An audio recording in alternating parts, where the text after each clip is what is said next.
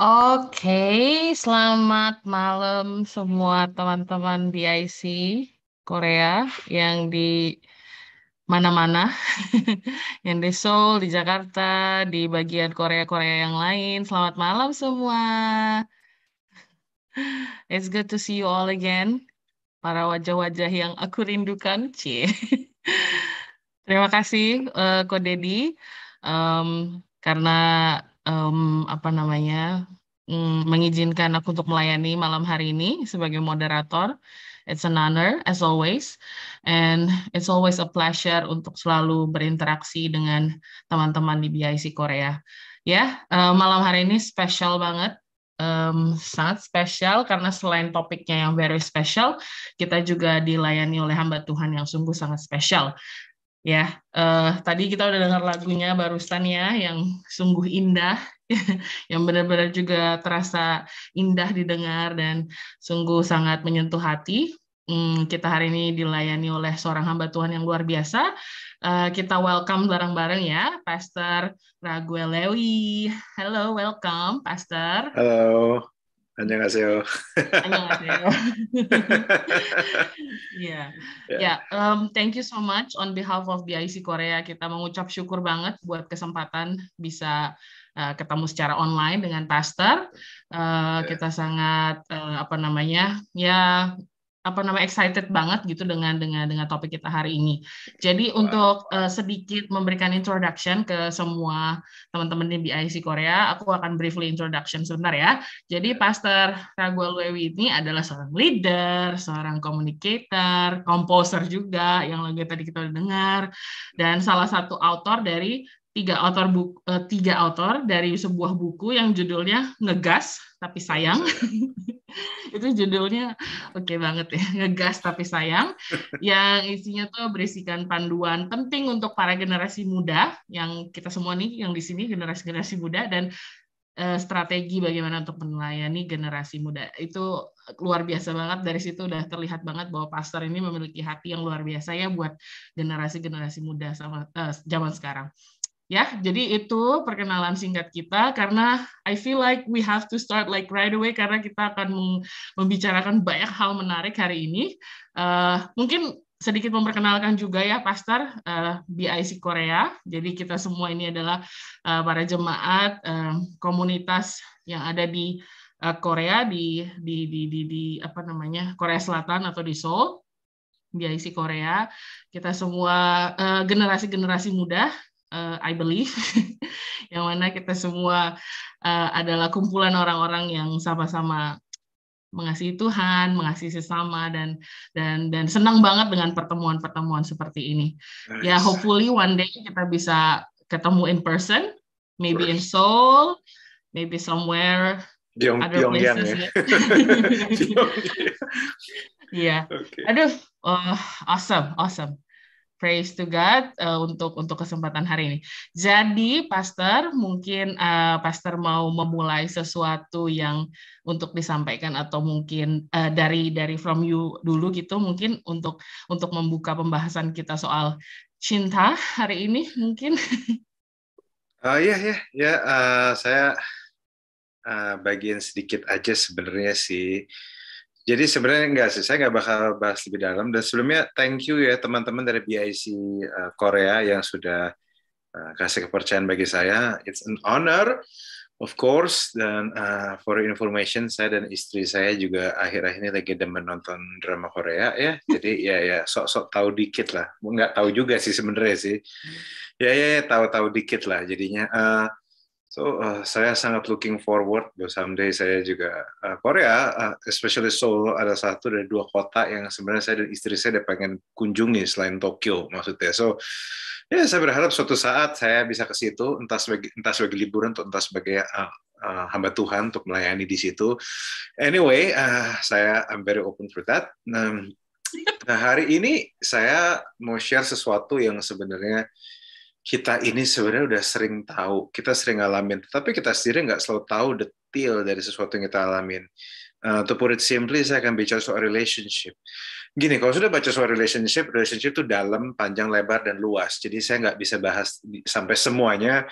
Makanya kadang memang kalian harus nanya dulu supaya nanti saya bisa bisa dalam. Tapi saya hari ini cuma akan kasih ya dasar lah. Ini dasar dari segala hal. Dan ini harusnya sih bisa membantu teman-teman baik laki-laki kalau perempuan ini akan sangat membantumu untuk bisa menaklukkan harapan palsu, dan bagi para laki-laki ini akan sangat membantumu untuk bisa nggak kasih harapan palsu ke orang lain. So ini dasar, tetapi pada dasarnya kita perlu ingat bahwa semua prinsip saya ini hasil riset, dan prinsip saya bukan cuma hasil riset tapi hasil dari perenungan firman Tuhan. Jadi kumpulan firman Tuhan, riset, dan juga pengalaman. So jadi tidak akan ada yang bisa membantah ini. Saya rasa dari sains pun tidak akan bisa bantah, dari segi theological juga nggak bisa bantah, dari segi pengalaman pasti akan relatable sekali. So, teman-teman siap semua? Siap? Oke, mari. Saya akan combine dengan beberapa firman Tuhan, ayat-ayat firman Tuhan sedikit, jadinya supaya teman-teman bisa kebayang. Oke, sebenarnya saya mau share dulu bahwa kasih itu memang adalah isu yang luar biasa. Jadi kasih adalah sesuatu tema yang kita sering kali jalanin, kita sering kali dengar. Maka itu relationship adalah sesuatu yang penting. Relationship bukanlah suatu keinginan, tapi suatu kebutuhan. Kamu dan saya itu adalah produk dari sebuah hubungan.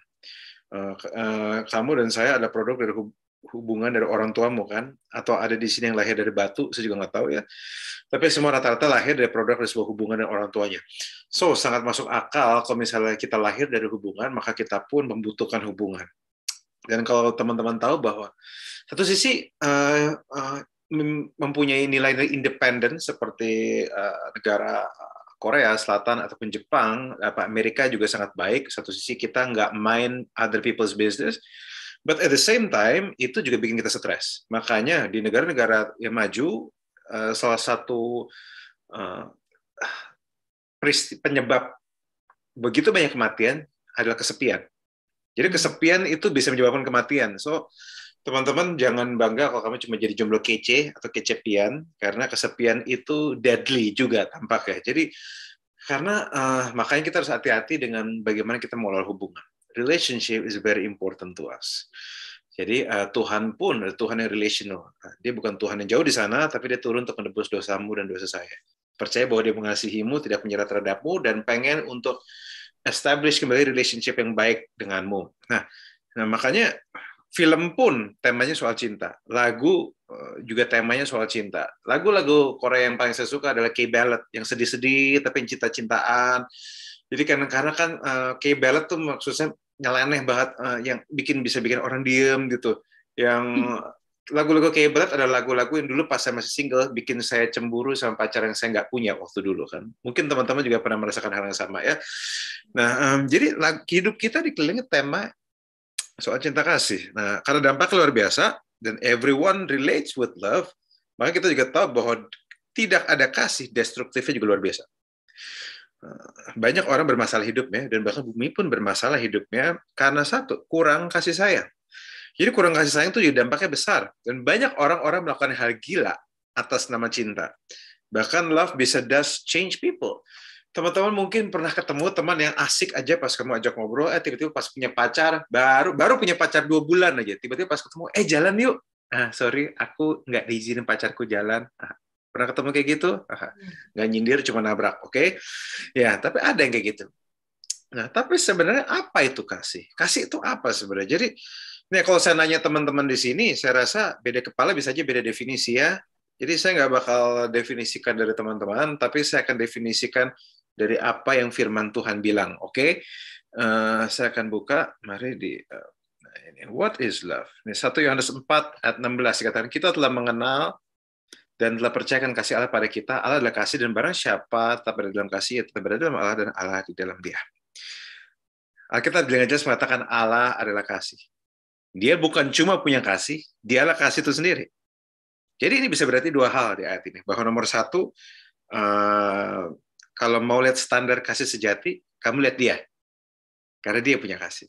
Nah, nomor dua, kita juga perlu ngerti bahwa salah satu bukti bahwa Tuhan ada di dalam seseorang, itu berarti dia punya kasih.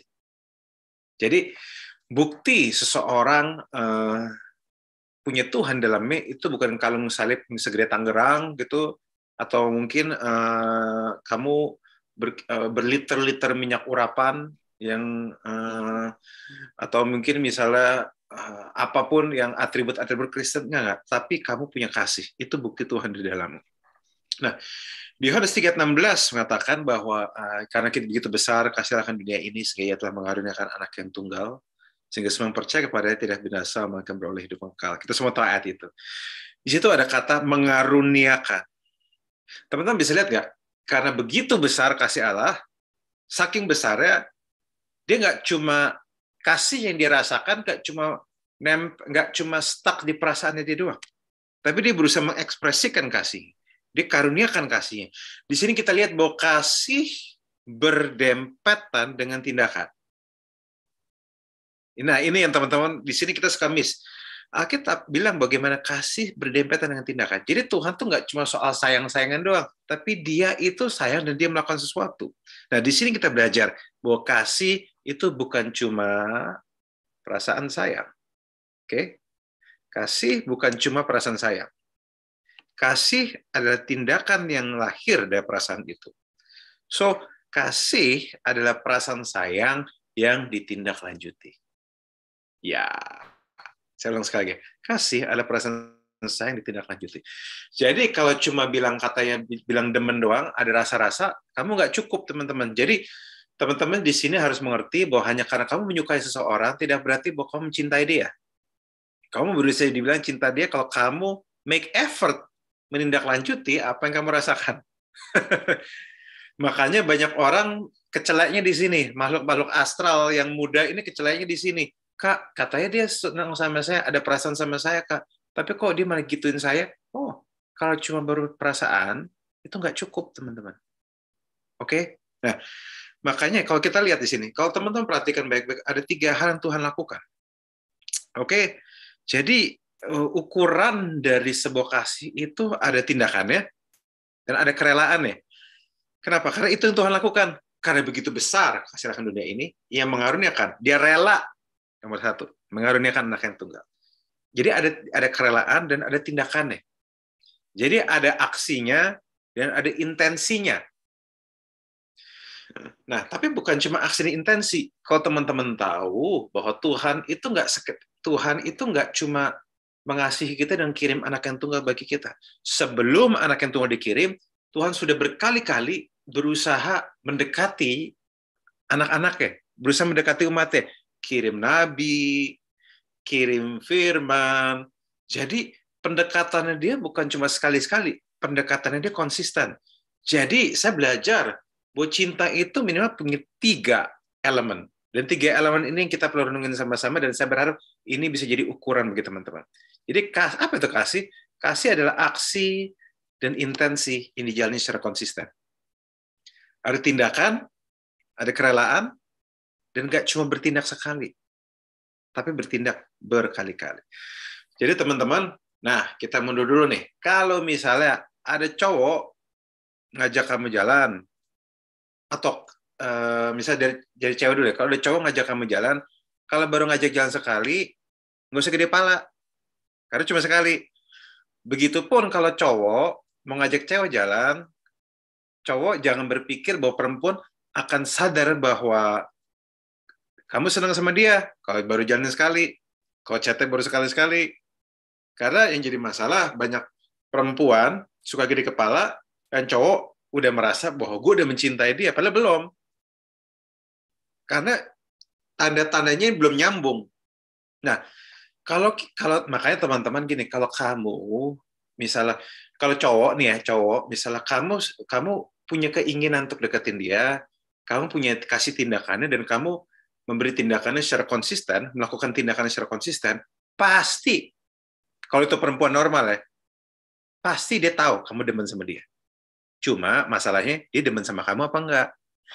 Jadi kalau misalnya ada cowok yang bilang, Kak, Pastor, saya sudah coba deketin dia, semua aksi intensity sudah saya jalankan dan konsisten, saya lakukan terbaik. Tapi kok dia pura-pura dingin? Ya berarti jawabannya dia nggak demen sama kamu. Udah, gitu aja. Nah, begitupun perempuan, maksudnya. Kalau kamu sudah, ya, coba gini deh. Sekarang gini, yang simpel aja nih. Kalau perempuan nih dideketin, sering diajak makan sama cowok, sering dicat sama cowok, dan nggak cuma sekali, kan kalian nggak butuh jadi nabi untuk tahu ya, ini orang pasti ada sesuatu kan. Kan kalian nggak goblok amat kan. Kalian pasti tahu. Kalian pasti tahu, ini orang ada sesuatu sama gue. Cuma masalahnya kalian mau apa enggak. Nah, itu dua hal yang berbeda. Begitupun cewek. Cewek juga jangan gede kepala kalau dia baru jalan sekali, bahkan baru ngomong I love you doang, baru ngomong di chat doang, kamu jangan gede kepala. Kenapa? Karena kalau cuma ngomong babe, ngomong saya mau kasih tahu, banci salon juga bisa. Pernah kalau ketemu di salon, teman-teman bakal lihat, beb mau dipotong model apa? Kalau ngomong beb, ngomong saya tuh banci salon juga bisa. Terapis di potong rambut juga bisa. Jadi, bagi teman-teman yang ladies juga perlu ngerti, jangan gede kepala. Jangan gede kepala kalau baru dibilang beb atau dibilang saya. Dan juga laki-laki juga ingat, pada prinsipnya tindakan selalu lebih kuat dari perkataan. Makanya saya selalu bilang gini, yang bilang, yang kamu jangan lupa makan ya, akan selalu kalah sama bilang, yuk makan sama-sama. Kalah pasti. Dan yang bilang, misalnya kayak, kamu jangan sakit-sakit ya, ayang. Ya akan selalu kalah sama bilang, hey, saya di depan kosan kamu, saya bangun obat, saya bangun makanan, saya bangun bubur, saya suapin kamu ya. Kalah sama itu. Dan yang bilang, aduh, aku pengen deh bikin rumah buat kita sama-sama, akan selalu kalah sama bilang, yuk kita cari tanah, kita bikin rumah sama-sama buat rumah impian kita. Coba, kamu nggak perlu jadi nabi, nggak perlu jadi Kristen untuk tahu tanda-tandanya. Jelas kan? Ya, makanya teman-teman harus jelas. Kalau cuma ngomong ayam, tukang salon juga bisa. Nah, ini membantu teman-teman. Ini istri saya, itu kalau teman-teman lihat ada tulisan HW, itu bukan Holy Wings, itu ini gambar yang digambarin istri saya, teman-teman. Saya, for information, saya punya istri, saya panggil dia makhluk Tuhan paling seksi, namanya Elsa, dan dia lagi kerja di sebelah saya. Jadi saya lagi khotbah dan dia lagi ngeliatin saya nih, kenapa nama gue disebut-sebut nih, dia bilang gitu kan. Nah, ini adalah gambaran yang saya pakai untuk membantu teman-teman ngerti. A dan B, taruhlah ini perempuan dan laki-laki, oke? Perempuan dan laki-laki ini dunianya berbeda, oke? Jelas. Yang satu pencet odol dari tengah, satu pencet odol dari belakang. Yang satu toiletnya harus dibuka, satu toiletnya harus ditutup, oke? Dunianya jadi udah beda, jelas. Jadi nggak usah sok disama-samain. Emansipasi sih emansipasi, feminis sih feminis, tapi nggak gitu juga. Karena memang badan kalian beda, otak kalian beda. Emang satu sendok, satu garpu.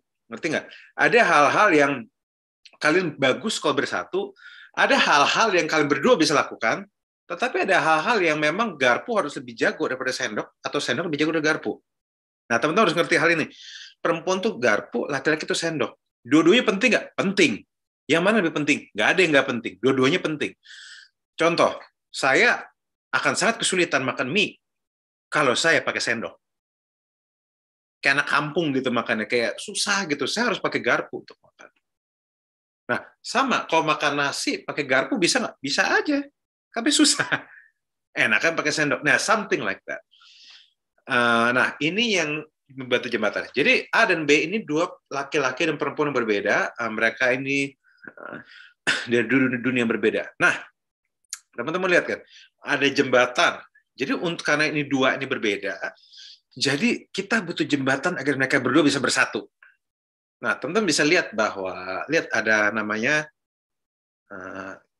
untuk jembatan ini jadi ada rangkanya dan ada tiang-tiangnya. Saya anggap aksi itu yang warna merah, intensi itu yang warna kuning, konsistensi itu yang warna oranye. Jadi aksi itu seperti tiang yang kamu pakai untuk bisa memancangkan, untuk bisa menegaskan, untuk menjadi dasar dari segala sesuatu yang kamu ingin lakukan. Intensi juga. Jadi kamu lihat aksi dan intensi dua-duanya penting. Kenapa? Karena kalau ada aksi nggak ada intensi, kamu bakal dibilang nggak tulus. Tapi kalau ada intensi, nggak ada aksi, kamu dibilang gede ngomong doang. Jadi dua-duanya penting. Ada orang bisa, kan teman-teman bayangkan ya, kalau ada orang baik sama kamu tapi mukanya jutek, kan malas kan, udah makan lagi tuh. Misalnya ada orang mau traktir kamu, misalnya topoki gitu misalnya, nih, tapi mau kasih ke kamu kasar gitu. Misalnya kayak, apaan deh, topoki doang kasar. Lu balik, kasih aja makannya lu balik gitu kan. Nah, begitupun, itu yang terjadi kalau misalnya aksi nggak ada intensinya, nggak ada kerelaannya. Nah, begitupun kalau cuma rela doang, nggak ngapa-ngapain, kayak gede mulut doang, teman-teman. Ayo, aku traktir ya. Kalau ada satu sup yang saya suka tuh di Korea, kimchi jjigae, saya suka, teman-teman.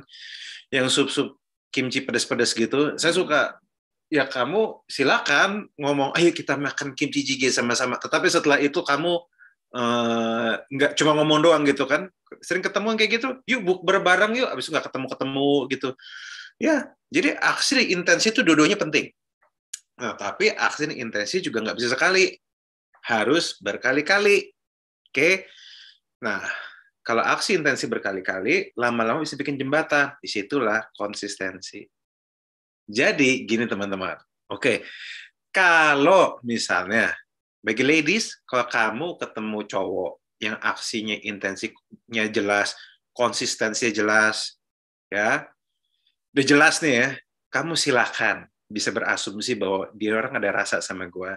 Bolehlah kamu melayani permintaan dia untuk ngopi bareng, ngobrol bareng, boleh kalau kayak gitu.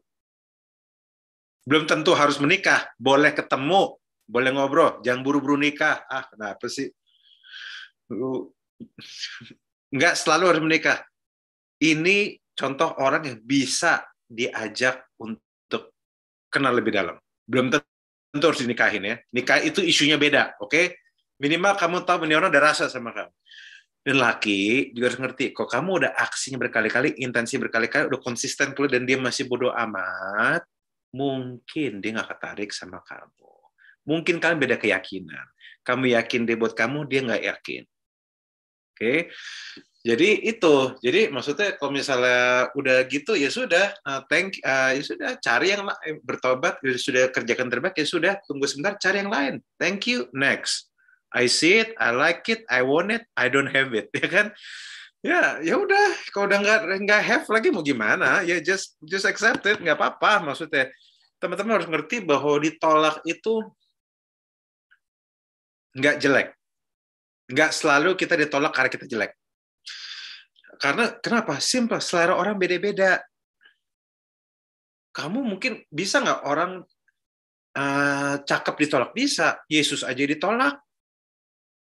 Apalagi kita yang remah-remah nengginang. Jadi tenang aja. Saya punya satu asisten rumah tangga, nggak suka makan daging sapi, dikasih Wagyu A5 yang dibakar, habis dibakar terus dikasih saus sam gitu, terus dibungkus yang kayak, saya suka makan Korean barbecue for information, udah dikasih makanan yang enak aja, dikasih sapi dia nggak mau. Padahal itu Wagyu loh. Artinya apa? Hanya karena kamu ditolak, nggak berarti kamu jelek. Ini para ladies dan cowok juga perlu ngerti. Hanya karena cintamu bertepuk sebelah tangan, nggak berarti kamu jelek. Karena kenyataannya, cinta memang butuh resiko. Cinta yang beresiko, cinta nggak bisa dipaksa. Karena kalau dipaksa, itu bukan cinta. Namanya manipulasi. Oh, sampai saat ini semua jelas, teman-teman? Aman so far? Apa palanya panas?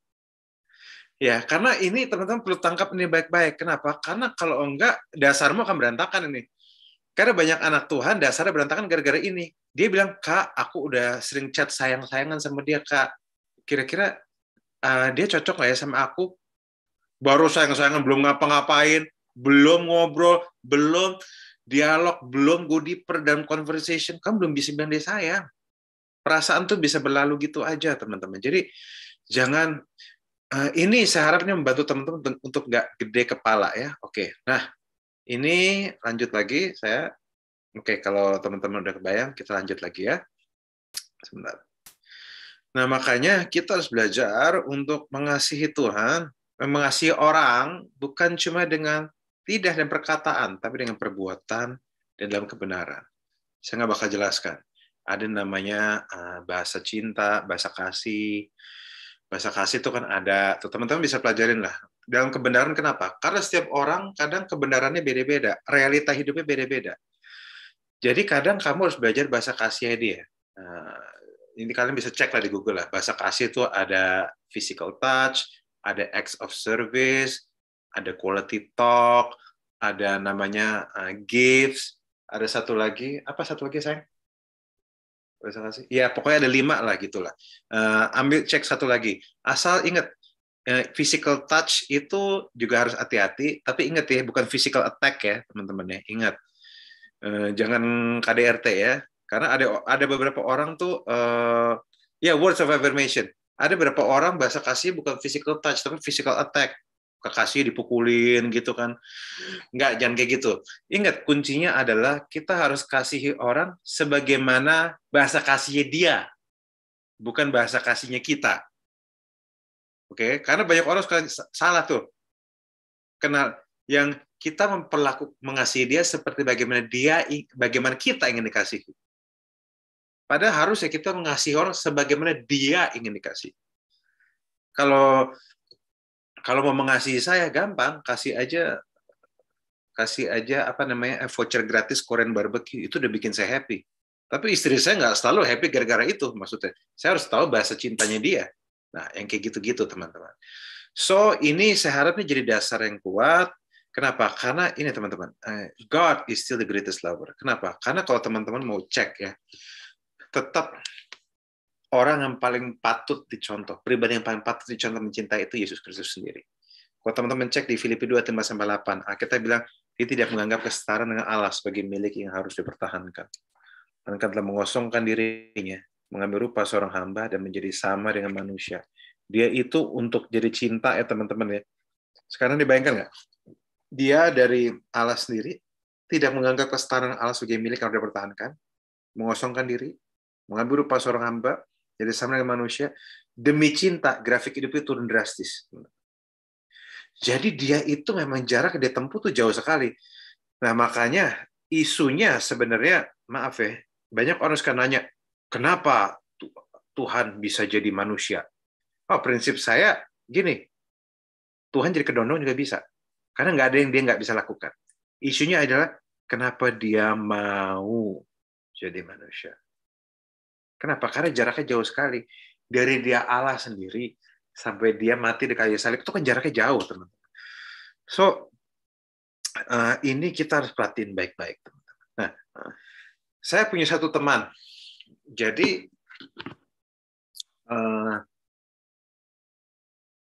dia itu dulu, sekarang udah menikah. Dulu dia itu tinggalnya di Bekasi, kerjanya di Kuningan, pacarannya di Pamulang.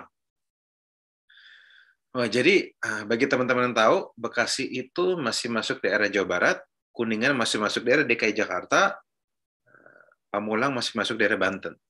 Jadi demi cinta, 3 provinsi ku seberangi. Ya, naik motor lagi. Dan di situ saya kadang berpikir juga, pada waktu saya dengar itu saya cuma nanya sama dia, hey, berapa kilo tolak angin yang kau minum setiap hari? Karena kan come on, dia kan naik motor kan ya, tolong gitu. Tolong gitu. Nah, makanya kita harus ngerti kayak seringkali jauhnya jarak yang ditempuh berbanding lurus dengan kualitas cinta seseorang. Nah, ini yang kita perlu lihat. Akhirnya mereka menikah. Nah, di sini yang kita pelajarin teman-teman, bahwa cinta itu tidak bisa dipaksa, tapi cinta perlu diperjuangkan. Tapi kamu juga harus pastikan yang perjuangannya itu layak diperjuangkan. Karena Yesus juga tahu bahwa pada waktu dia mati bagi kita, ada yang menolak dia. Tetapi di sini kita juga belajar bahwa fakta dia tetap mati menebus dosa, menunjukkan bahwa gimana pun dia merasa kamu dan saya itu layak diperjuangkan. Wow. Jadi teman-teman, kalaupun si doi nggak memperjuangkan kamu, minimal kamu harus tahu ada satu pribadi yang memperjuangkan kamu, yaitu Yesus itu sendiri. Tuhan sendiri memperjuangkan kamu. So, tetaplah saling mencintai, tetaplah untuk saling mengasihi, dan tolong jangan menyerah sama kehidupan. Suatu saat kamu akan ketemu orang yang sayang sama kamu, dan saya berharap ini bisa jadi bekal yang baik untuk kamu. Oke, sampai situ aja. Tuhan berkati. God bless you. Oke. Buat dasar itu aja. Wow. Jadi dari awalnya kalem, terus di tengah-tengah ngegas, terus ujung-ujungnya syahdu banget gitu ya. Aduh, kayak perasaan ini dimainkan gitu loh, Pastor. Aku tadi pas dengar di tengah-tengah tuh kayak agak terbakar gitu, kayak iya Pastor bener banget, itu laki tuh harusnya kayak gitu-gitu misalnya gitu kan. Jadi kayak terpancing gitu kan emosinya. Aduh, seharusnya nih orang denger nih, seharusnya gitu kan. Anyway, it's a blessing benar-benar untuk bisa mendengarkan sharingnya Pastor tadi. Ini benar-benar such an eye opener banget, dan terima kasih sudah sangat mengingatkan this a very very important point, bahwa standar cinta yang sejati adalah lihat cintanya Tuhan lagi di kayu salib, bahwa Tuhan itu nggak hanya mengucapkan kasih saja, tapi dia memang melakukan aksi dengan sebuah intensi bahwa memang dia mengasihi kita, dan itu dia lakukan sampai akhir gitu ya. Jadi tadi yang aku catat adalah bahwa aksi intensi harus dijalankan secara konsisten. Kalau aksi intensi dijalankan 1-2 hari atau 1-2 minggu, ya itu mungkin hanya mut-mutan aja ya. Tapi cinta itu, kalau kasih itu memang harus dijalankan secara konsisten, karena tadi yang digambar itu kita bisa lihat konsistensi itu yang sustain the action dan juga intention gitu. And that's so wonderful, karena tanpa jadi kayak tadi di dalam gambar itu ya. Jadi tadi kan aksi intensi gitu kan. Nah, kalau konsistennya nggak panjang, memang nggak akan ketemu dari A ke B, ya kan? Coba kalau misalkan berhenti di tengah, ya udah jadinya nyemplung di tengah gitu kan, bubar segala satunya gitu. Jadi memang konsistensi itulah sebenarnya yang membawa perbedaan itu menjadi sebuah kesatuan. That's so beautiful, Pastor. Thank you so much ya. Dan tadi juga bahwa just because you experience rejection bukan berarti kamu ugly gitu ya, tadi dibilangnya. Itu benar-benar poin yang sangat comforting. Jadi please all of us here to always remember rejection is not defining your beauty ya. So all boys, girls, semua kita di sini, rejection itu sama sekali tidak mengartikan value hidup kita, tidak mengartikan nilai diri kita, dan bukan sesuatu yang bisa menentukan seberapa beautifulnya our inside gitu kan. Jadi ini benar-benar such a great reminder untuk kita semua bahwa ternyata membahas cinta pun membuat kita juga mengingat nilai diri kita. Aku kemarin kayaknya sempat lihat, tadi sempat lihat salah satu postingannya Pastor, bahwa Tuhan itu tidak mau membuat kita tinggi hati, tidak mau membuat kita tinggi hati, tidak mau membuat kita rendah diri, tapi mau membuat kita tahu diri. Tahu diri artinya kita tahu nilai kita tahu kelemahan kita tahu kekuatan kita, dan kita tahu siapa yang berdiri di belakang kita gitu. Itu wonderful banget sih, Pastor. Ya, jadi mungkin kita langsung masuk aja ke pembahasan dan pertanyaan-pertanyaan yang sudah masuk ya, Pastor ya, yang Let's kemarin go. juga sudah dikirim. Nah, karena kita masih dalam pembahasan relationship tadi, relationship itu adalah sebuah kebutuhan. Itu adalah kita semua di sini adalah sebuah produk dari sebuah hubungan, sehingga kita semua selalu membutuhkan hubungan. Jadi when it comes to a decision to get married, itu kan one important decision ya, Pastor. Gile. Ya. Dan satu lagi aku pernah lihat juga di postingan Pastor bilang lebih baik terlambat menikah daripada salah menikah. Oh iya, saya menghidupi itu kok. Saya sangat menghidupi itu kok. Iya, itu benar banget sih. Mungkin orang-orang yang mengalami kegagalan nikah juga mungkin they wish they can know that earlier ya, daripada harus salah memilih orang, ya lebih baik it takes longer to find the right one. Iya, Nah, karena saya belajar bahwa, jangan lupa, karena tanpa kamu menikah pun kamu bisa happy loh, jangan lupa. Telat menikah pun kamu bisa tetap bahagia. Bahagia bisa dimulai sekarang. Oke, lanjut. Silakan. Jadi with or without marriage, sebenarnya kita semua is capable to be happy. correct? Very capable. Yeah, we are very capable to be happy. Jadi meskipun tadi yang sudah sedikit diingatkan juga oleh Pastor bahwa kesepian is deadly. Itu benar ya. Tapi kan kesepian sebenarnya is not really necessarily related to marriage ya. Karena ada orang yang sudah married pun merasa kesepian. Betul. Ya kan?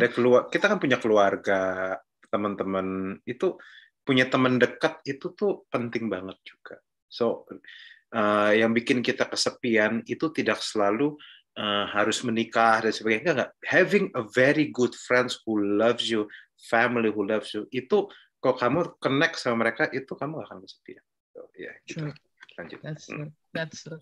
Jadi kayak kesepian nggak ada hubungan, nggak secara strongly related to romantic, relationship gitu ya, Pastor ya. Jadi sebenarnya punya good friends, strong community, kayak family yang very loving itu juga sebenarnya bisa membuat kita bertahan ya dalam menjalani kehidupan yang penuh dengan tantangan ini.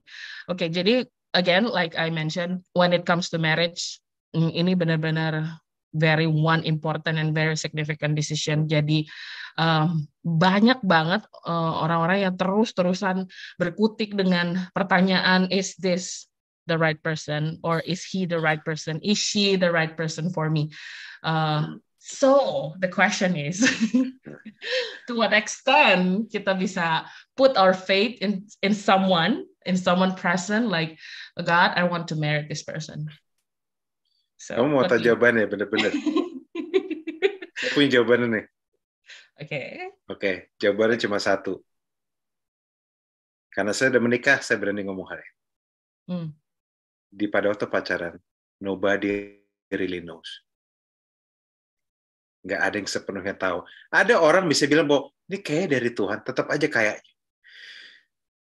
Ada orang yang pernah saya tahu ada dapat mimpi bahwa ini jodoh kamu. Tapi itu jarang banget. Hampir nggak pernah kejadian itu. Dan saya tahu ada orang-orang yang pernah dapat cewek atau dapat cowok dan dia bilang, kamu dari Tuhan bagi saya. Terus mereka jalan 2-3 tahun, putus juga. Jadi nggak tahu tuh Tuhannya yang mana tuh, saya juga nggak ngerti tuh. Jadi memang gini, kalau boleh jujur saya bilang, walaupun kamu sudah dapat tanda yang segitunya sekalipun, harusnya kamu nggak langsung gegabah bilang dia the one. Misalnya nih kan kalau anak teman-teman single kan suka tuh gitu ya, kalau misalnya kita tuh di relationship kita ada cocokologi gitu misalnya, ternyata dia tuh teman gue dari kecil. Ternyata pas kecil bonyok gue pernah jodohin gue sama dia. Tau gak sih, ternyata dia ini gini. Kalau kita demen kalau ada cocok gitu, karena ada sisi romantik kayak gitu kan. Gak usah pura-pura bego, teman-teman. Oke? Ya kan kita ada, kalau misalnya. Terus, tau gak pas PDKT, tuh tiba-tiba teman gue ngerasa, kok lu kayak cocok sama dia? Kan kita suka ada kayak gitu kan. Kita demen kayak ada those romantic things. Apalagi yang perempuan kan. Nah, tapi honestly speaking, ya, nobody really knows. Nobody really knows. Tapi pastor saya sudah berdoa pun orang tuh nggak, keyakinannya beda-beda. Ada yakin banget, ada juga nggak sebenarnya yakin. Memang kita butuh waktu untuk masih yakin. Nah, keyakinan itu muncul bukan pada waktu gara-gara kamu tiba-tiba doa dan dapat wangsit dari Tuhan. Enggak juga. Saya tahu ada orang-orang dipanggil Tuhan untuk satu spesifik pelayanan tertentu, tetap aja keringat dingin. Artinya doa mimpi aja nggak cukup. Doa memang bisa menenangkan kita, tetapi pada dasarnya kuncinya selain doa adalah pengenalan. Jangan menikah dengan yang cakep, tapi menikahlah dengan orang yang kamu kenal. Kenal di sini is a very powerful word. Dan saya rasa saat di kepala saya, saat saya ngomong kenal dan di kepala teman-teman kenal itu berbeda. Kenapa? Karena teman-teman saat ngomong kenal artinya, oh ya, saya udah sering ketemu sama dia, saya udah ngobrol sama dia. Bagi kamu definisi kenal itu. Tapi bagi saya definisi kenal bukan itu. Definisi kenal is deeper dan apa yang di kepala kalian. Definisi kenal yaitu artinya kamu ngerti cara pikir. Kamu mengenal isi hati. Kamu mengenal cara dia ngobrol. Kamu mengenal cara dia berinteraksi. Kamu mengenal isi hati dia. Kamu bahkan mengenal rahasia-rahasianya. Kamu mengenal responsnya dia saat dihadapkan dengan masalah. Kamu mengenal responsnya dia saat dia lagi dalam diberkati. kamu kenal dan kamu tahu sisi-sisi jeleknya dia, dan dia membuka dirinya untuk dikenalin sama kamu. Jadi kuncinya pengenalan hanya bisa didapatkan dengan banyak nanya dan banyak jawab. Nanyanya harus benar. Pas pacaran nanyanya harus benar. Menurut kamu nanyanya jangan cuma yang kayak, kamu udah makan belum, Beb? Yobo, yobo, yobo. Silakan, nggak salah romantis gitu. Cuma nanyanya jangan cuma gitu. Nanyanya perlu nanya kayak, kamu cara ngatur keuangan gimana? Kamu ada utang apa enggak? Jadi pada waktu sebelum saya menikah nih, pertanyaan saya dan istri saya udah panjang, Bang. Kami sudah memutuskan, kira-kira kita soal punya anak gimana ya? Kami udah sampai mikirin, kita tes DNA, yuk DNA kita kayak gimana ya? Terus kita kayak, kamu ada utang nggak? Saya nggak ada utang. Terus cara kita ngelola keuangan seperti apa ya? Perpuluhan gimana ya? Persembahan gimana ya? Oh, kita udah ngomongin. Terus, nah yang paling penting nih, saat kamu lagi masalah, cara memperlakukan kamu seperti apa ya? Terus, gimana ya? Kita gimana cara belajar, cari kesepakatan ya? Nah, jadi sekarang makanya pacaran tuh harusnya bukan banyak pelok-pelokan, banyak nanya. Makanya kadang saya suka ngomong gini, kok kamu mau pengen tahu merit sama dia apa enggak, lihat seberapa banyak kelemahannya, kalian 7 tuh. Kalian 7 tuh. Kenapa? Karena kamu akan ketemu dia 7 kali 24 jam. Dan ingat, putus itu tidak tabu. Kalau ternyata kamu nggak merasa cocok, kamu ngerasa nggak kuat dengan kelemahan dia, you can just go. Nggak masalah kok. Kalian bisa sepakat nggak sama dia? Jadi, gini teman-teman. Sorry nih, yang saya udah menikah, saya belum lama ini menikah, dan saya belajar bahwa yang istri saya cantik. Menurut saya istri saya sampai detik ini makhluk Tuhan paling seksi. Tapi yang bikin saya nggak usah senyum-senyum. Ya di situ lagi senyum-senyum ya. Cuma yang bikin saya tertarik dan bikin saya pengen cepat pulang ke rumah, bikin saya kangen sama dia, bukan cuma cantiknya dia, tapi interaksi kami, bersatunya kami, saat kalian bisa ngobrol satu sama lain, saat kalian bisa cerita satu sama lain, those bonding itu yang bikin saya tuh ingat dia terus. So, jadi gimana ya? Kamu banyak nanya, kamu banyak ngobrol, kamu hitung bisa lihat terima kelemahannya atau enggak, dan setelah itu kamu pikir. Nah, kalau kamu merasakan ada yellow flag, ya, yellow flag yang kamu rasa, aduh ini deg-degan nih, kamu tanya mentor kamu yang sudah menikah. Kak, saya melihat ada orang kelemahannya begini, gini. Kak, di pernikahan jadi masalah apa enggak ya? Perlu nanya kayak gitu. Karena ada masalah yang di pernikahan jadi nggak terlalu masalah. Tapi ada yang masalah yang kalau di pernikahan jadi masalah. Contoh, misterius. Pas pacaran lucu kan, cool nih, isi hati kayak gimana ya. Coba lu misterius pas menikah. Dia nggak tahu ada di mana, dan lu khawatir anak lu ditelantarin. Yang kayak gitu-gitu tuh. Jadi kuncinya harus nanya sama dia, setelah itu udah tahu banyak kabar, nanya sama mentormu yang sudah menikah. Itu akan membantumu punya pandangan yang jelas. Tapi sekali lagi, banyaklah nanya, karena gini, semakin banyak kamu nanya, semakin bucinmu bisa berkurang. Bucin itu terjadi karena kamu itu pacarannya otaknya nggak jalan. Tapi makanya pas awal-awal, dari awal menikah banyak nanya. Sehingga kalau misalnya ada red flag, kamu bisa cepat pergi, atau kalau misalnya ada yang bisa diberesin. Ya, itulah. Jadi kunci cuma 2 itu, nanya. Okay. Yeah, that's a good point. Ya, jadi you marrying someone that you really know. Ya. Ya kan, untuk so kalau now I question you mungkin a little bit personal. Jadi you think that you know your wife like 100%? At least saya tahu kelemahannya dia. Saya tahu kelemahan dia dalam jumlah besar. Saya tahu kira-kira setelah melihat, saya kan semua kelemahan dia saya kalian 7. Istri saya modelnya seperti apa, tempernya seperti apa. Saya ngukur kira-kira bisa bunuh orang apa enggak, tempernya dia. Kalau bunuh orang dia gimana ya. Dan setelah saya lihat-lihat, saya conclude bahwa oke, kalau saya sampai tua hidup kayak gini, saya tiap hari ketemu orang model gini, saya renungin. Kalau tiap hari ketemu orang kayak istri saya, bisa nggak kuat nggak saya? Dan saya berdoa, saya renungin every day by day. Saya butuh waktu lama untuk renungin hal itu. Dan saya sadar, saya rasa saya mau. Itu yang bikin saya akhirnya let's get married. Oke, jadi membayangkan situasi in the future, kalau this thing happen or the worst thing happen, will I be able to handle, gitu ya? Dan saya membayangkan seberapa kuat toleransi saya, karena nggak mungkin nggak ada yang menyebalkan dari dia, pasti banyak yang menyebalkan. Tapi seberapa toleransi, seberapa toleransi saya sama dia, dan saya menemukan bahwa kalau menyebalkan segini, makanya saya pernah nanya sama dia, kasih tau yang jelek-jelek lagi dong, cuma segini doang maksudnya. Please, gue nggak mau ada kaget kalau yang daerah-daerah situ ya. Mendingan lu dari sekarang, mendingan saya kaget karena hal yang baik dibanding kaget gara-gara hal buruk. Tiba-tiba, misalnya dulu dia pernah nyimpan mayat bisa di bawah tanah, itu kan kagetin banget misalnya kan. Ini saya tanya, lu pernah bunuh orang nggak? Pernah apa nggak? At least biar tahu aja. Nah setelah itu ya udah. Berbekal itu setelah saya tahu jeleknya dia kayak gimana, ya saya memilih secara sadar, saya minta dia, yuk, kalau kamu mau, kita menikah yuk. Udah. Oke. Kalau memang kita harus mengenal that person sangat sedip itu, berarti sebenarnya length of time-nya juga penting dong. Durasi pacaran itu penting dong. Sebenarnya lebih ke tergantung seberapa jujur mereka dan tergantung seberapa banyak pertanyaan mereka. Jadi kalau misalnya kamu pintar bertanya, dan dua-duanya jujur, terbuka, dan dua-duanya punya visi yang sama untuk membangun pernikahan yang happy, nggak usah terlalu lama sih. Saya lama itu karena nabung sebenarnya, bukan karena pacaran ya sebenarnya. Tapi begitu pandemi kan, begitu saya lihat 2020 pandeminya belum turun, saya langsung bilang, yuk 2021 merit. Ya udah merit akhirnya. Karena hidup pandemi. Pandemi is a blessing in disguise for me.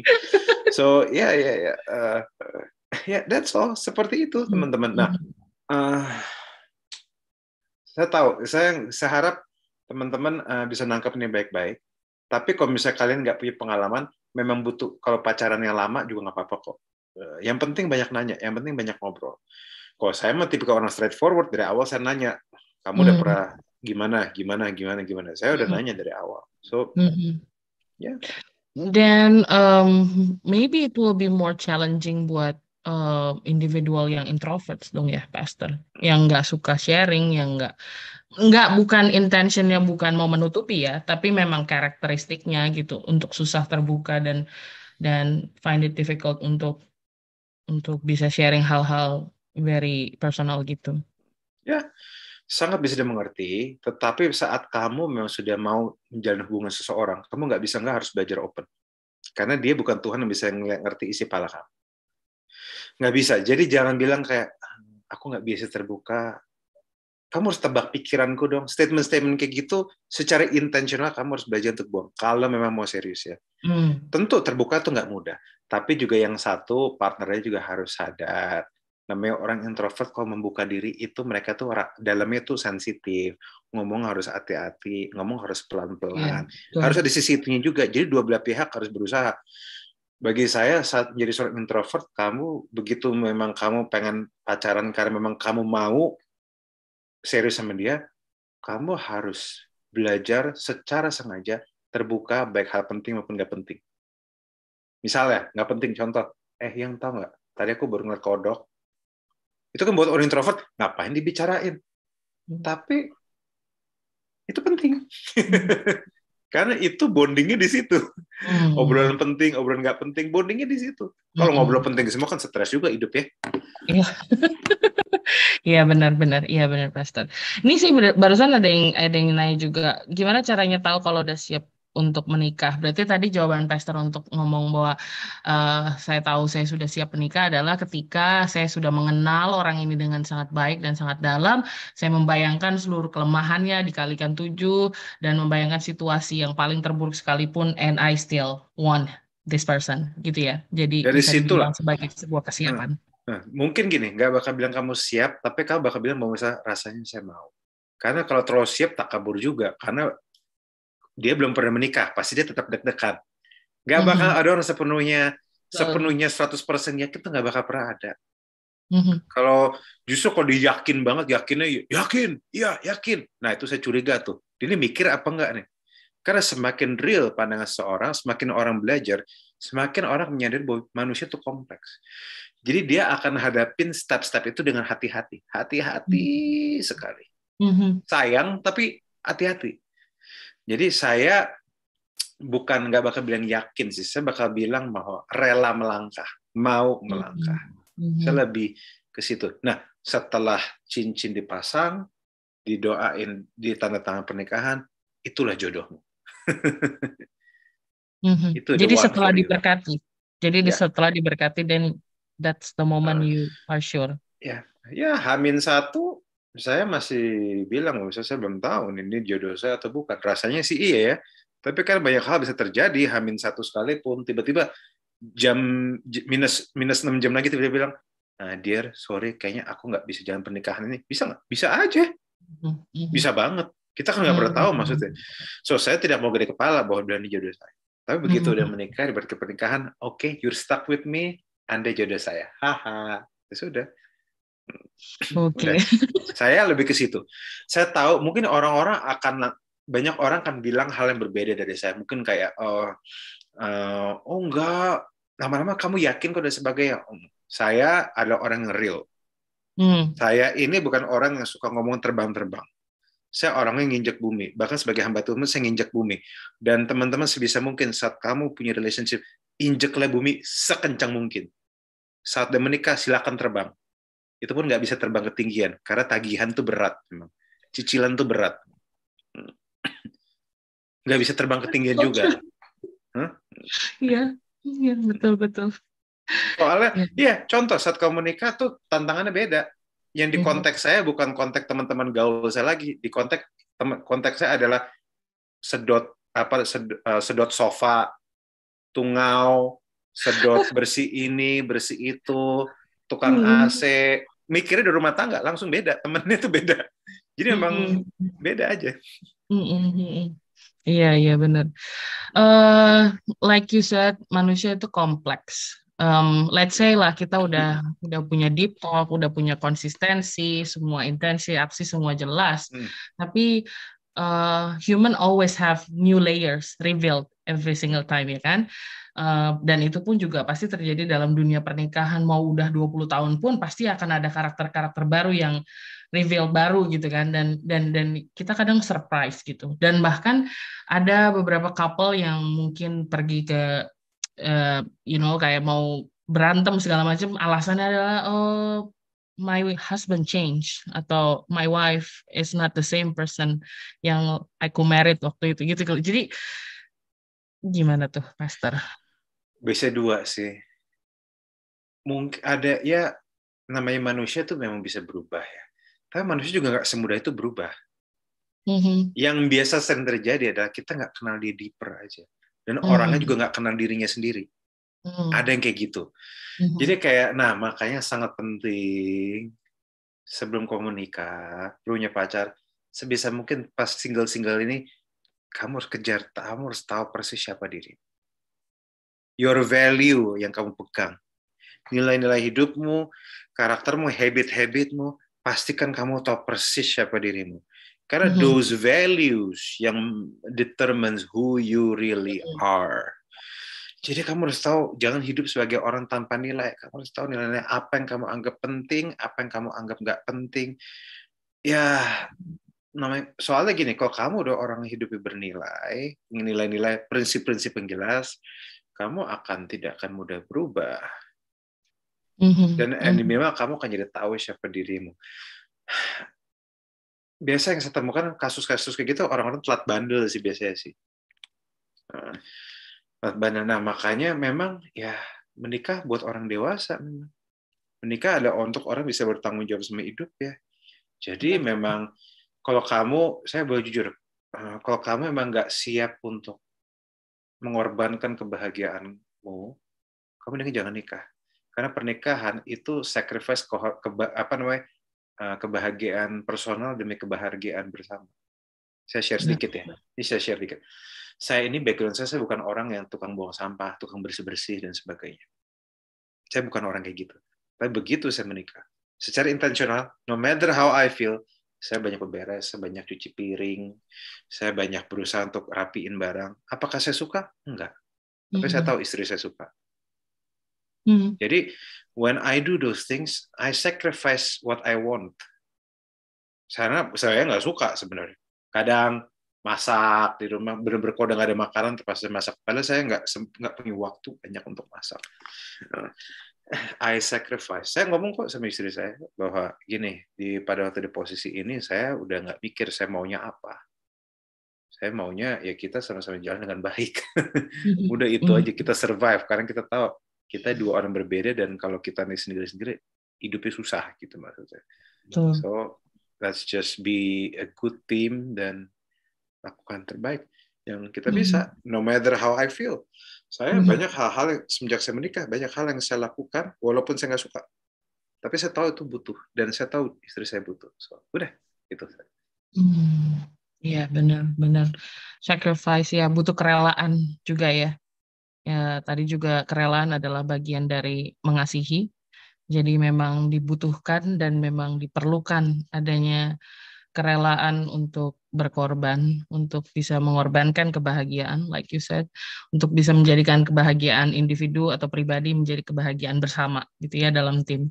Ya, okay, that's wonderful. Ini bahkan aku merasa kita kayak time flies so fast, kayak nggak terasa banget ini udah sejam, padahal masih banyak banget yang masih mau diomongin dan ditanyakan. Kalau misalkan kita mau tarik sedikit dulu deh, Pastor, tentang ini ya, tentang pasangan kan di Alkitab kan ditulisnya bahwa Tuhan sudah menyiapkan pasangan yang sepadan untuk kita, ya kan? Nah, sepadan itu sebenarnya banyak yang masih wondering apa sih sebenarnya yang dimaknai di balik sepadan itu? Apakah itu level of pendidikan atau keuangan kah? Atau yang satu sultan harus sultan juga kah? Atau gimana, Pastor? Sepadan di dalam kata Ibrani-nya satu kenekdo ya. Kenekdo artinya berbeda. Jadi arti sepadan pertama berarti beda kelamin ya yang pasti nomor satu. Kenyataannya begitu, beda kelamin. Jadi memang yang Tuhan ciptakan bukan Adam dan Juhyun ya, bukan Adam dan Bambang, tapi ya Adam dan Hawa. Yang pertama sepadan tuh artinya berbeda, kelaminnya berbeda. Tapi yang kedua sepadan artinya ya Tuhannya sama sebenarnya. Tuhannya sama. Karena prinsipnya ada juga di Alkitab. Tentu saya nggak bahas tentang Katolik dan Kristen nih, Protestan gimana. Nah itu another issue. Tapi yang kedua memang Tuhannya sama. Karena Adam dan Hawa diciptakan dan melingkup Allah yang sama. Nah, yang ketiga, nah yang penting sih sebenarnya sih gini. Yang paling penting itu dua sih. Yang lain itu kamu bebas milih siapa aja sebenarnya. Yang penting itu.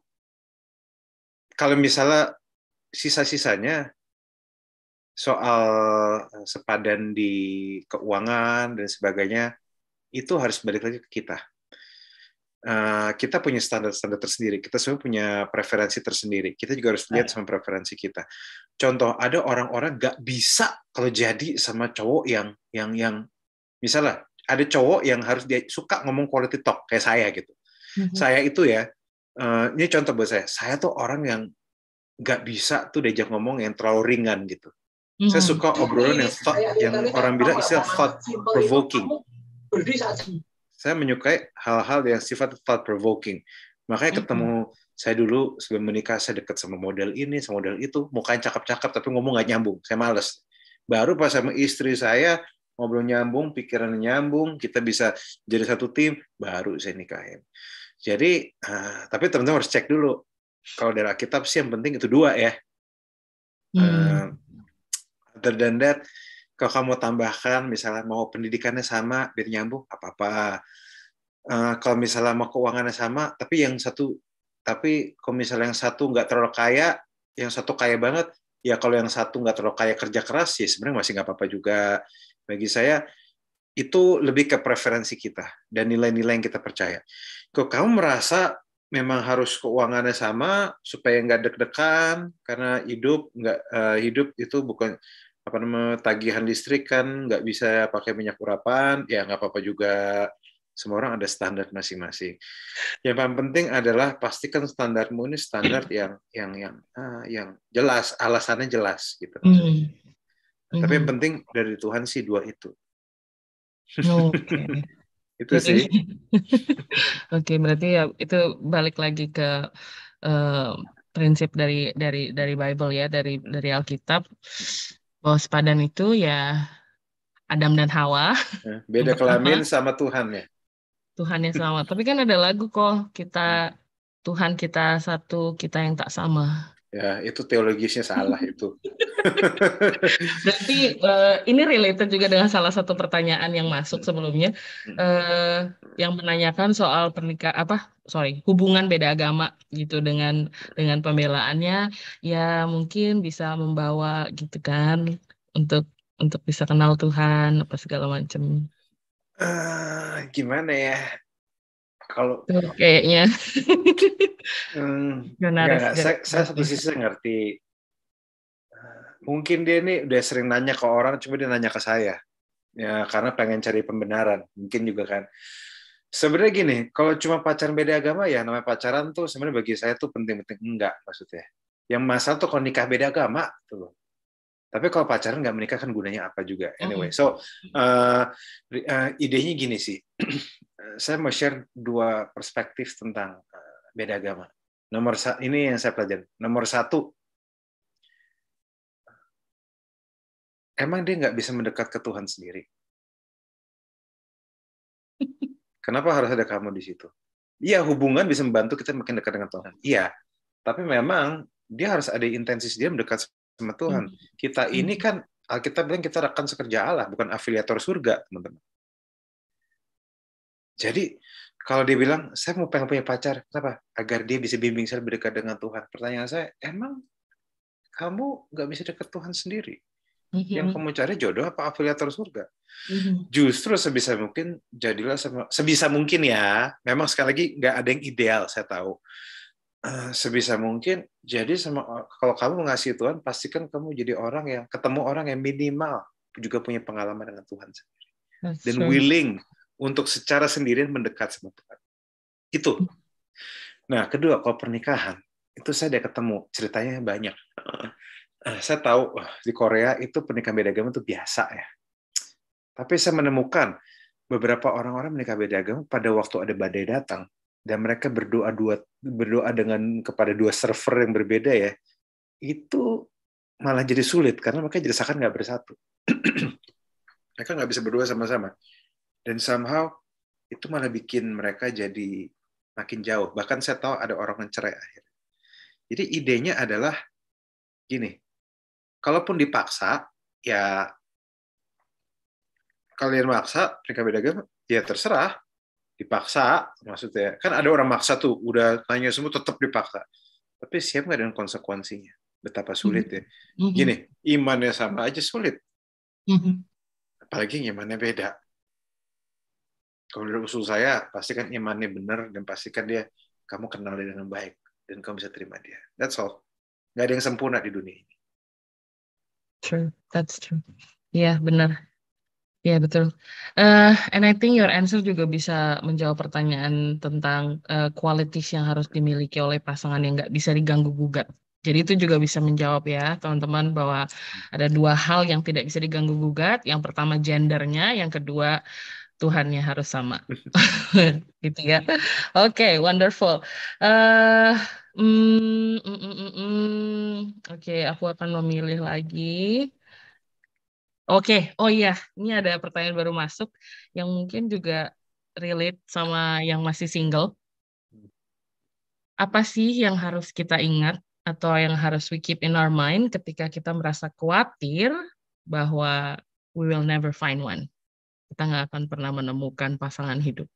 And do you believe in someone to be called as a single? Ini 2 pertanyaan ya. Nomor 1, kekhawatiran bagaimana kita nggak bakal menemukan the one ya. Kalau menurut saya teman-teman bisa rest assured bahwa kamu nggak menemukan the one, enggak. Kamu bisa tenang dengan pertanyaan itu karena sebenarnya konsep the one di Alkitab tuh nggak ada. Sejujurnya. Saya udah coba cari-cari. Jadi gini, memang ada Adam dan Hawa, iya. Tapi kalau kita perhatiin baik-baik ayatnya, itu kayak Hawa itu memang diciptakan dari tulang rusuk Adam. Tapi Hawa coba di-display. Adam yang mendekati. Jadi, dan kebetulan memang cuma ada Hawa pada waktu itu. Banyak penafsir Alkitab bilang, ya kenapa Adam milih Hawa? Ya karena memang cuma ada Hawa di situ. Kalau ada cewek lain, mungkin lain. Dan masalahnya adalah kata-kata the one itu problematik. Seakan-akan ada satu jodoh untuk kita ya. Sekarang bayangkan kalau jodohnya itu mati. Berarti jodoh kita mati dong. Kedua, gimana kalau orang salah, yang banyak orang jodohnya bener, tiba-tiba yang satu ada satu nih salah pilih jodoh. Dia ngambil jodoh orang gitu. Terus orang yang lain yang harus jadi jodohnya kemana? Salah lagi dong. Habis itu pilih ke sana kemarin. Kalau misalnya konsep udah terusin kayak gitu, logika terusin kayak gitu, mungkin kita nih udah hidupnya udah salah jodoh semua. Nah, secara logika itu juga nggak masuk akal. Saya lebih percaya bahwa the one itu Tuhan, kita yang pilih, tapi Tuhan tahu siapa yang kita pilih. Saya lebih ke situ. So, kamu jangan khawatir. Daripada kamu fokus ketemu dengan atau enggak, fokuslah cari orang kelemahannya kamu bisa terima. Tapi yang bisa membentuk partnership yang baik dengan kamu. Oke. Terus yang pertanyaan kedua apa tadi? Saya lupa. Do you believe if someone is called to be single?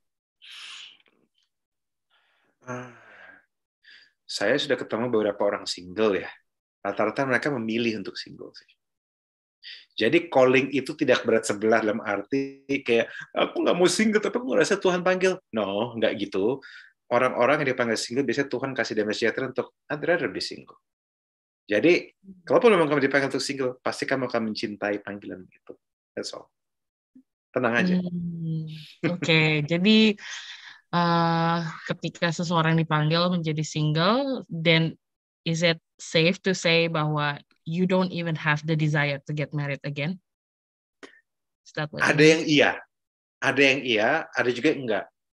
Ada juga yang memang terlalu di dalam pelayanan sampai kayak I'm happy with my life. Kayak nggak butuh menikah gimana-gimana ya. Tampaknya ladang Tuhan, jiwa-jiwa, dan duit lebih memuaskan gue dibanding punya jodoh gitu. Sementara gue mendingan gue urus mama gue punya anak rohani, ada yang kayak gitu. Banyak orang kayak gitu. So, happiness itu tidak bisa dikecilkan hanya dengan kamu mempunyai si jodoh ini, si kucek-kucek hotahai ini. Enggak. People can be happy with many different things. Manusia itu beda-beda. Ingat aja teman-teman. Iya, betul. Jadi kalau misalkan memang dia benar-benar terpanggil, dia tetap bisa merasakan happiness itu ya, Pastor. Pasti. Ya? Tuhan kan nggak gitulah.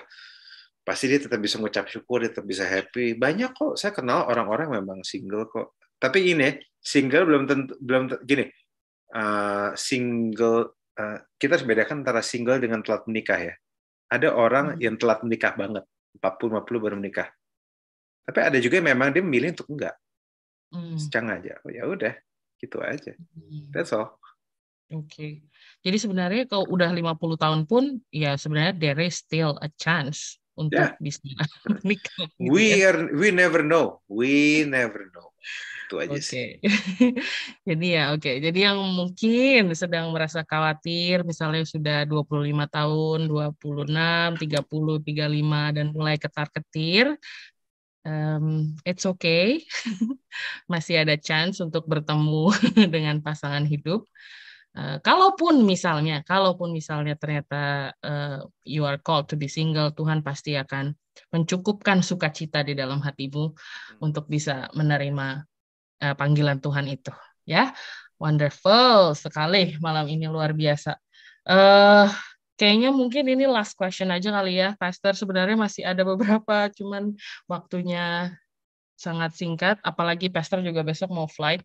long flight banget gitu. Jadi mungkin kita akan memilih pertanyaan terakhir adalah, oke, bagaimana kalau misalnya nih kita udah sama-sama ada di same page lah ya dengan pasangan kita.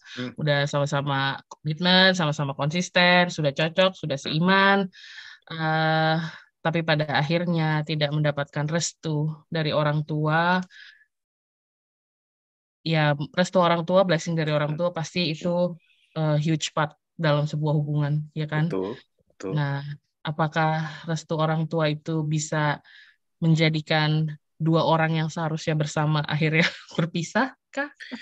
Kalau gini, kamu akan selalu punya cara untuk menyikapi hal ini. Nomor satu, kamu bisa aja putus. Bisa. Tapi ada yang kedua, diperjuangin dulu. Untuk informasi aja, saya dan istri saya dulu nggak disetujuin keluarganya. Saya nggak disetujuin keluarganya. Nggak disetujuin banget. Tapi karena saya senang sama dia, saya melihat nilai dalam istri saya. Waktu itu masih pacar saya bilang, hajar bleh, yuk kita perjuangkan. 2 tahun? 2,5 tahun? 2,5 tahun ya, Han? 3, enggak. Saya berjuang hampir setahun lebih. 1,5 tahun lah, saya berjuang untuk bisa diterima. Tapi saya pun nggak memilih untuk diterima. Saya cuma berjuang untuk kayak, oke, saya akan tunjukkan siapa diri saya. Itu aja. Dan ya saya berjuang yang terbaik. Ya saya juga berusaha jadi laki-laki yang bisa dipercaya. Maksudnya berjuang itu bukan cuma meluluhkan dia, tapi juga berjuang untuk membangun diri saya jadi laki-laki yang bisa dipercaya. Ya berjuang. Oh dulu mah istri saya diteror terus sama keluarganya. Udah putus belum? Padahal baru juga jadi sebulan. Ya, tapi akhirnya karena saya berjuang, saya bersama dia di masa sulit dan di masa mudah sekalipun. Waktu istri saya sakit, saya di samping dia. Istri saya bilang itu meluluhkan hati keluarganya dia. Nah, akhirnya pada waktu tadi saya ketemu sama keluarga dia, mereka ketawa-ketawa aja sama saya. Bisa terima saya dengan santai. Emang nggak perlu sepenuhnya terima saya, nggak masalah juga. Tapi setidaknya itu. So, menurut saya, kalau memang masih ada ruang untuk berjuang, silahkan perjuangkan. Tapi kalau misalnya kalau misalnya memang kalian itu, ya sudah doakan. Tapi kalau dari saya sih, jangan nyerah dulu, berjuang dulu. Kalau memang kamu rasa dia ini layak diperjuangkan, kamu ngerasa kamu mau sama dia, ya silahkan. Coba. Oke. Jadi selagi masih ada ruang untuk diperjuangkan. I think I like that one yang you said. Saya berjuang bukan untuk gain acceptance, tapi saya berjuang untuk menunjukkan yang terbaik dari diri saya. Saya berjuang untuk bertumbuh, saya berjuang untuk menjadi versi yang terbaik. Kayaknya itu jauh lebih penting daripada berjuang untuk mencapai sebuah penerimaan dari keluarga. Gitu ya, Pastor ya. Oke, thank you so much, Pastor Raguel, untuk all the insight, semua kata-kata yang sangat inspiratif, terus juga encouraging, meski ya kadang-kadang juga agak nusuk, dan but it's very ini banget lah, eye opener banget buat kita semua. Mungkin untuk as a closing, Pastor punya sesuatu yang bisa disampaikan untuk kita?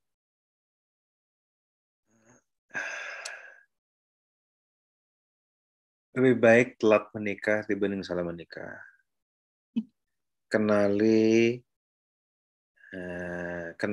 sebisa mungkin orang yang ada di depan kamu. Jangan buru-buru, tapi jangan terlalu dileletin juga. Jangan lupa bangun dirimu sendiri. Karena kalau kamunya sendiri nggak kuat, kamu sendiri immature, marriage will destroy you. Saya punya banyak teman yang hancur gara-gara itu. So, build yourself, be the best version of you, terimalah kasih karunia Tuhan, jangan nyerah sama kehidupan, kerja yang benar, jangan bikin orang bertanya-tanya sama pikiranmu, be outspoken in what you feel. Itu sih. Banyak sih. Dan oke, saya akan tutup dengan satu statement ini. kalau misal kamu kerja 5-6 tahun aja ada interview, masa untuk teman hidup nggak ada interviewnya. Interview teman hidup itu penting, makanya banyaklah bertanya. Oke, God bless. Yes. Yes, wonderful, wonderful. So, semuanya kayak quotable banget ya dari tadi kata-katanya Pastor. Semuanya benar-benar patut diingat, apalagi untuk kita semua. Kayaknya semua ya, mostly yang ada di sini tuh masih dalam pencarian perjalanan panjang menemukan pasangan hidup. Ya, ya mudah-mudahan ada ya semua. Pasti ada ya, Tuhan udah siapkan pasti untuk kita semua. Dan dalam perjalanan kita bertemu si tulang rusuk ini, tapi mari kita sama-sama menjadi versi yang terbaik buat diri kita, fokus kepada pertumbuhan, fokus kepada iman, kepercayaan kita sama Tuhan, sehingga apapun tantangan ataupun hal-hal badai semua yang harus dilewati, baik kehidupan kita saat single maupun saat sedang berpasangan, itu tetap akan menjadikan kita sebagai pribadi yang kuat dan pribadi yang pantang menyerah. Ya, wonderful semuanya. Please unmute yourself and please say thank you to Pastor Raguel. Thank you, Pastor Raguel. Pastor. Thank you, Pastor. Thank you, Pastor. Happy Thank you, anniversary. Oh iya, happy anniversary juga, Pastor. Terima kasih. Thank you. Okay, over to you, Kodedi or Kevin. Oke, thank you. Kita semua diberkati malam ini. Ica, thank you. Pastor Raguel, Kevin yang sudah bantu podcast ini dengan sangat baik. Yuk kita berdoa untuk Pastor Raguel. Besok akan ke US, saudara ya, pelayanan. Kita doa supaya kasih karunia Tuhan menyertai. Sama-sama kita berdoa. Tuhan, terima kasih buat malam ini. Kami bersyukur Engkau boleh menyatakan isi hatimu Tuhan melalui hamba-Mu Pastor Raguel Lewi dengan Ica. Kami percaya Tuhan Kau punya rancangan yang terbaik buat setiap kami dalam relationship, dan kami tahu Tuhan terus akan memimpin kami, membawa kami boleh semakin mengenal isi hatimu. Berkati Pastor Raguel yang besok akan ke US, Tuhan sertai perjalanannya, pelayanannya. Kami tahu pengurapan Tuhan senantiasa menyertai. Berkati istri dan juga keluarga diberkati berlimpah-limpah sehingga pelayanannya berbuah, berdampak, banyak orang mengalami Tuhan melalui kehidupannya. Terima kasih, berkati Ica, berkati Kevin, dan kami semua malam hari ini rindu terima berkat dari Tuhan. Mari buka hati tengadakan kedua batang saudara. Saya mohon Pastor Raguel boleh berdoa berkat buat kami semua. Thank you. Mari kita berdoa ya. Tuhan berkati engkau dan melindungi engkau. Tuhan menyinari engkau dengan wajahnya dan beri engkau kasih karunia. Tuhan menghadapkan wajahnya kepadamu dan beri engkau damai sejahtera. Berkat dari Bapa yang begitu mengasihi kita di dalam Anak yang tunggal Tuhan Yesus Kristus. Penyertaan yang tulus dari Roh Kudus akan menyertai kita selamanya. Penyertaan Dia adalah harta terbesar bagi kita. Ini sudah terima berkat Tuhan, katakan sama-sama. Amin. Amin. God bless you all. God bless, Pastor Raguel. Thank you so much.